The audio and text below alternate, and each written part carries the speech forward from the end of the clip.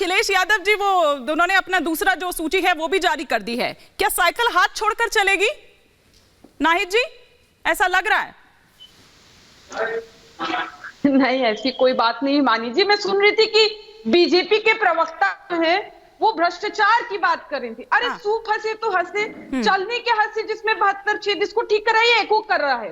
अच्छा ठीक है मैं फिक्स करवाती हूँ। 72 छेद, अरे बीजेपी तो देश की एकमात्र ऐसी पार्टी है जिसका एक राष्ट्रीय अध्यक्ष पीएम के नाम पर दलाली करते रंगे हाथों पकड़ा गया था। और ये चुनावी बॉन्ड में क्या भ्रष्टाचार किया आपने? बीजेपी को 55% समाजवादी चुनावी बॉन्ड मिला है। अच्छा, कमाल की बात यह है कि सवाल मैंने कुछ पूछा है, सवाल एक तो पैनलिस्ट के साथ प्रॉब्लम यह है कि सवाल कुछ भी पूछिए, जवाब तो हम अपने मन से ही देंगे। हाँ एक एक कर वैसी आवाज एको कर रही है। अच्छा लेकिन नाहिद जी मेरी बात का जवाब दे दीजिए, मैं उस आवाज को ठीक करवाती हूँ, फिक्स करवाती हूँ। अरे मेरी बात तो कंप्लीट होने दीजिए कि माननीय सुप्रीम कोर्ट ने कहा कि जो चुनावी बॉन्ड है वो असंवैधानिक है। तो जो सत्ताधारी स्पष्ट है, जो सत्ताधारी है या महाभ्रष्टाचारी है। पीएम केयर फंड का भी जांच होना चाहिए कि उसमें कितना भ्रष्टाचार हुआ। हर जगह तो उत्तर प्रदेश की बात करिए तो उत्तर प्रदेश के तो गौवंश के चारे में भी भ्रष्टाचार कर रहे हैं। आए दिन गौवंश जो है भूख प्यास से तड़प तड़प के मर रही है। अभी बांदा और सीतापुर में 30 गाय, 30 गौ माता, सीतापुर में 30 नाहिद जी आपकी सारी बातें ठीक हो सकती हैं, आपके सारे पॉइंट्स वैलिड हो सकते हैं। सॉरी आपको इको हो रहा है, लेकिन आप जब थोड़ा सा डिरेल होंगी ट्रैक से, थोड़ा सा इधर उधर जाने की कोशिश करेंगी तो मुझे वापस ट्रैक पर लाना पड़ेगा। लेकिन आपको बताया होगा कि हम चर्चा किस पर कर रहे हैं, हम चर्चा किस पर कर रहे हैं, उस पर आपने जवाब नहीं दिया। आज विषय हमारा कुछ और है, उस पर पहले चर्चा कर लेते हैं। आप तो स्वयं बता रही, नहीं हिमानी जी ये पक्षपात रवैया ठीक नहीं है। आपने स्वयं शुरू में बताया कि पॉइंटी भ्रष्टाचार है आपका। आपने क्वेश्चन बताया कि भ्रष्टाचार है क्वेश्चन।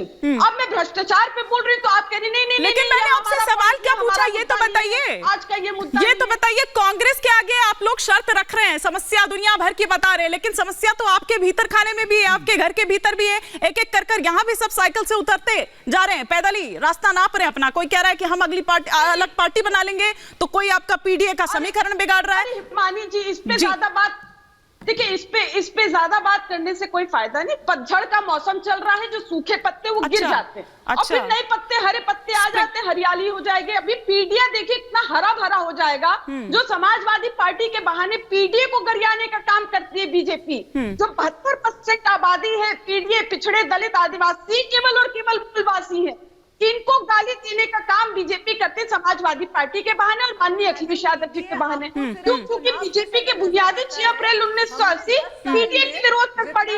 आदरणीय चौधरी चरण सिंह की और आदरणीय बाबू जगजीवन राम के प्रधानमंत्री नहीं बन सकते। अरे बीजेपी के कर्नाटक के सिटिंग एमपी ने कहा है कि बीजेपी सख्त दलित विरोधी पार्टी है। इनके सिटिंग एमपी है, दलित समाज से है, रमेश जी, उन्होंने उनका बयान आया है कि बीजेपी सख्त दलित विरोधी पार्टी है। यहाँ दलित जो है राजनीतिक रूप से आगे नहीं बढ़ाते दलित को। तो आप ये समझिए, ये स्वयं को पिछड़े बने हुए हैं। पिछड़ों की बहुत बात करती है बीजेपी, स्वयं को पिछड़े है ना। पिछड़े स्वयं नहीं होते, माँ की पीठ से जो पिछड़े दलित पैदा होते हैं वो पिछड़े दलित होते हैं। स्वयं को पिछड़े नहीं होते कि चीफ मिनिस्टर ने अपने आप की जाति को पिछड़ा बता दिया और बहुत बड़े पिछड़े हत्याशी है। एक एक कर बाकी गेस्ट भी हैं। पुलिस भर्ती, एक सेकंड और इम्पोर्टेंट चीज देखिए, उत्तर प्रदेश में पुलिस भर्ती में 60,000 पद हैं और उसके लिए 50 लाख अभ्यर्थियों ने आवेदन किया। आप अंदाजा लगाइए कितने लोग बेरोजगार है, नौजवान बेरोजगार है। सच विरोधी है बीजेपी नौजवानों की। 60,000 पदों के लिए 50 लाख नौजवान। ठीक है जब INDIA गठबंधन की बात होगी राहुल जी, ठीक है नाहिद जी, इसमें जो है 94% नाहिद जी, अब एक एक रिएक्शन बाकी गेस्ट से भी ले लेती हूँ, एक एक रिएक्शन बाकी गेस्ट से भी ले लेती हूँ। राहुल जी आप क्या देख रहे हैं यहाँ परिस्थिति, जैसा कि मैंने पहले भी कहा बीजेपी में तो करे। ठीक है नाहिद जी, मैं लौटूंगी आपके पास, लौटूंगी क्योंकि नीति जी भी कुछ रिएक्ट करना चाह रही है। फिर ऐसे में ये नीति जी वर्सेस नाहिद लाहिरी चलेगा। एक एक रिएक्शन में बाकी गेस्ट से भी ले लूं। राहुल जी देखिए, जो बात चल रही थी इसमें सभी पार्टियों को कुछ ना कुछ जवाब देने की बात तो है ही। कांग्रेस को ये जवाब अपने आप को देना पड़ेगा, उसके नेता क्यों छोड़ के जा रहे हैं, क्योंकि ऐसा तो है नहीं कि बाकी पार्टियों पर आरोप नहीं है। आपके नेता तो नहीं बीजेपी में शामिल हो गए, या फिर जेएमएम के नेता तो बीजेपी में नहीं शामिल हो गए। तो देखिए, नेताओं को अपना भविष्य दिखाई दे रहा है बीजेपी में। ये भी सभी लोग मान रहे हैं कि 2024 में बीजेपी जो है एक बार फिर अपने आप को रिपीट करने जा रही है, बीजेपी जीत के आने वाली, तो उसमें भविष्य दिखाई देता है। कांग्रेस में उनको भविष्य अभी दिखाई नहीं दे रहा, और जिस तरह की कांग्रेस की अंदरूनी राजनीति है और जिस तरह से लोग अपने आप को साइडलाइन महसूस करते हैं, तो ये सब स्वाभाविक है। लेकिन ऐसा नहीं है कि कांग्रेस में कोई टूट पहली बार हो रही है। कांग्रेस में कई बार टूट चुकी है, कई बार बन चुकी है, और बीजेपी में भी ऐसा नहीं है कि वहां से पलायन नहीं हुआ है। बहुत सारे बड़े नेता जो है बीजेपी को छोड़ के गए हुए हैं। इसके भी एग्जाम्पल्स मैं दे सकता हूँ, लंबा हो जाएगा नहीं तो विषय। अब बात आती है कि बीजेपी को क्या सोचना है। अगर वो कमलनाथ जैसे नेताओं को लेंगे तो उनको ये जवाब देना पड़ेगा कि फिर इमरजेंसी में को लेकर उन्होंने जो आरोप कमलनाथ पे लगाए कि वो उसके इतने बड़े चेहरे रहे, तो उसका जवाब देना पड़ेगा। दूसरा, ये बात भी जवाब देना पड़ेगा कि 84 के दंगों में उनकी भूमिका थी या नहीं थी, ये भी जवाब देना पड़ जाएगा।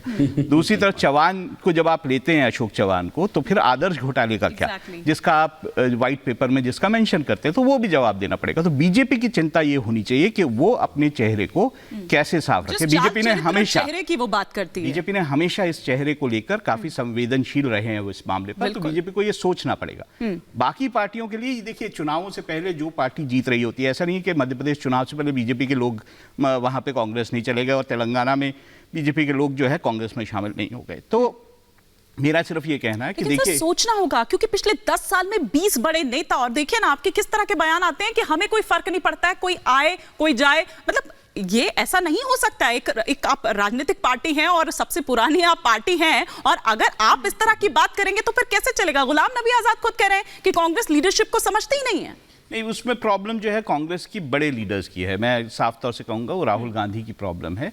वो जो नेतृत्व उनको कांग्रेस को देना चाहिए था, वो शायद वो नहीं दे पाए हैं। और कांग्रेस को भी ये सोचना पड़ेगा कि राहुल गांधी या गांधी परिवार से इत्र क्या उन्हें अपनी राजनीति की खोज करनी है या नहीं करनी है कि नहीं। चंद्रमोहन जी, क्विक रिएक्शन, फिर मैं डॉक्टर खान का रुख करूंगी। देखिए, महाजन जी का अपना मत हो सकता है, लेकिन वो मत देश की जनता का नहीं है। पहली बात तो अभी देश के अंदर राहुल गांधी जी कांग्रेस का नेतृत्व नहीं कर रहे। कांग्रेस का नेतृत्व मल्लिकार्जुन खड़गे कर रहे हैं। राहुल गांधी एक कांग्रेस नेता की तरह जन जन से जुड़ रहे हैं। एक मिनट में बात करो। अगर ऐसा ना होता तो आज जिस तरह से न्याय यात्रा के अंदर जो जोश और क्रोश देश की जनता और युवा वर्ग दे रहा है, वो कतई ना होता। वो भीड़ पैसों की या ईडी सीबीआई की ड्राई हुई नहीं है, वो भीड़ उस जनमानस की है जो जनमानस देश के अंदर पीड़ित है, जो 10 साल के उन वादों के कारण न्याय यात्रा के अंदर राहुल गांधी के साथ आ रहा है। और आज एक लकीर राहुल गांधी जिन मुद्दों की खींचते हैं, पूरी भाजपा उस पर काम करती है, चाहे वो सर कौन सी लकीर खींच रहे हैं, क्योंकि जहां से ये न्याय यात्रा गुजर रही है ना, आपका एक एक घटक, आपका जो एलआई है ना, वो छिटकता चला जा रहा है। हमने इससे पहले बंगाल में देखा, हमने इससे पहले हमने नीतीश कुमार को देखा सर, और अब यहाँ पर देखिए आपको आंख दिखा रहे हैं, अखिलेश यादव निकलना दामन शुरू होने वाला है अभी भाजपा की। सर उनकी चिंता छोड़िए सर, आर्यू सर आप अपनी चिंता करिए, आप उनकी चिंता छोड़िए, आप अपनी चिंता करिए। देश भर से नाराज हैं वो, और किस तरह से पहुंच रहे हैं वहां पर, और ये कह रहे हैं कि ये तिकड़ी जो है सारे फैसले यही ले रही है। तो खड़गे जी क्या कर रहे हैं? देखिए, खड़गे जी के नेतृत्व के अंदर कांग्रेस का जो विकास हो रहा है, यही कारण है। मैं फिर बोल रहा हूं कि खड़गे जी के जिन मुद्दों को वो मंच पे उठाते हैं, क्या नरेंद्र मोदी जी उनका जवाब दे पाते हैं? एक अनुभवी नेता और एक अनुभवी नेता दोनों आपस में वाद विवाद क्यों नहीं कर लेते मुद्दों के ऊपर? क्यों नहीं नरेंद्र मोदी जी एक हौसला करते हैं और विपक्ष के नेता के साथ चुनाव सर पर है सर, देश की जनता चुनाव सर पर है, और राहुल जी बहुत बड़ा डेंट पहुंचने वाला। आर्यू सेठी जी